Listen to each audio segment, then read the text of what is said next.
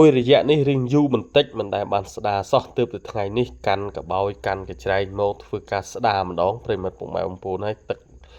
ចិញ្ចឹមខ្យងប៊ឺនេះណាឥឡូវនឹងវាកំពុងតែឡើងខៀវដូចទឹកសណ្ដែកតែម្ដងហើយខៀវនេះគឺដោយសារតែខ្ញុំធ្វើការដាក់ចំណីឲ្យវាគឺខ្ញុំភាគច្រើនខ្ញុំបេះរុក្ខជាតិបៃតងដូចជាស្ពៃដូចជាផ្ទីដូចជាស្លឹកបាសស្លឹកអីចឹងទៅហើយចំណីរនោងអីដែលយើងនៅសេះសល់ពីការហូបចុកអីចឹងពីការធ្វើម្ហូបយើងក៏ចេះតែបោះដាក់ចូលក្នុងនឹងឲ្យវាទៅហើយសម្បកអាលឹកសម្បកអីហ្នឹងផ្លែអាលឹកផ្លែអីហ្នឹងគឺថាធ្វើឲ្យទឹកហ្នឹងឡើងខៀវតែម្ដងរយៈពេលចិត្តមួយខែនេះគឺទឹកហ្នឹង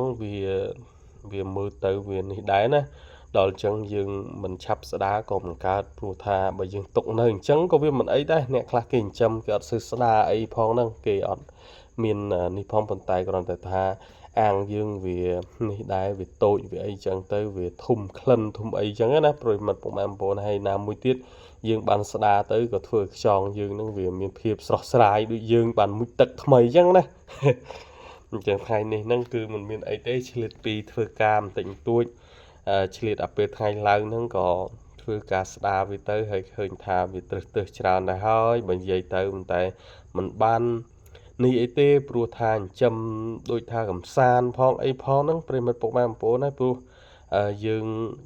មានបន្លែបកាដែលយើងធ្វើម្ហូបដាំអីសេះសល់ក៏យើងដាក់ឲ្យទៅហើយមួយទៀតយើងបានធ្វើខ្លួនយើងកុំឲ្យទំនេរបើនិយាយទៅណា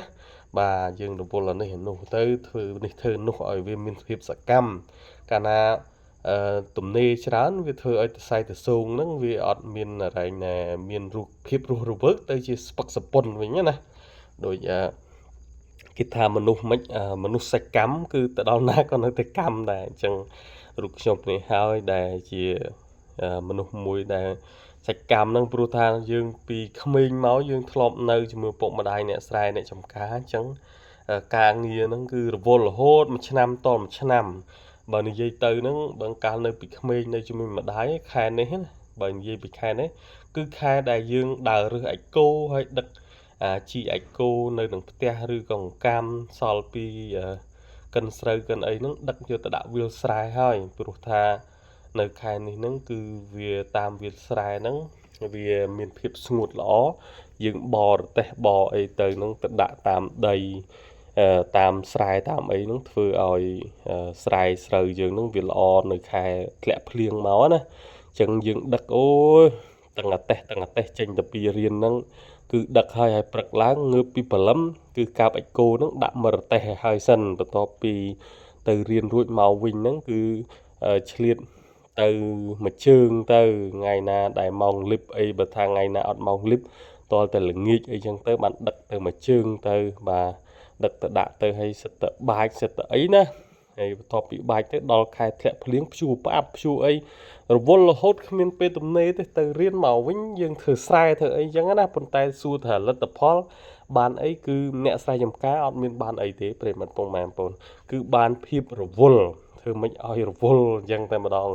ហើយបើមិនរវល់អញ្ចឹងយើងអត់មានអីធ្វើទេហើយបើមិនធ្វើអញ្ចឹងទេយើងក៏វាស្រូវយើងនឹងយើងក៏មិនបានល្អពេលយើងធ្វើមួយឆ្នាំហ្នឹងណាពេលយើងដាក់ជីដាក់អីជួនកាលដើរប្រមូលអាចគោតាមវាលតាមអីរើសច្រកបេទៅຕົកទៅយកទៅដាក់តាមវាលស្រែអីទៅវាធ្វើឲ្យស្រូវយើងបានផលហើយយើងຕົកហូបបានពេញមួយឆ្នាំទៅអាហ្នឹងគឺរូបភាពនៃជីវិតអ្នកស្រែហ្នឹងគឺរូបខ្ញុំឆ្លងកាត់នៅជាមួយម្ដាយឪពុកអញ្ចឹងឯងប្រិមត្តពុកម៉ែបងប្អូនឯងតែឥឡូវហ្នឹងក៏នៅតែមិនភ្លេចដែរសកម្មភាពហ្នឹងគឺយើងនៅចងចាំជានិច្ចអញ្ចឹងថ្ងៃដែលយើងមានគ្រួសារមានអីអញ្ចឹងក៏នៅតែរវល់កិច្ចការប្រចាំថ្ងៃហ្នឹងធ្វើនេះធ្វើនោះហើយបញ្ចេញពីធ្វើការហ្នឹងមានការងារជាប្រចាំហ្នឹងនៅក្នុងផ្ទះហ្នឹងធ្វើនេះធ្វើនោះ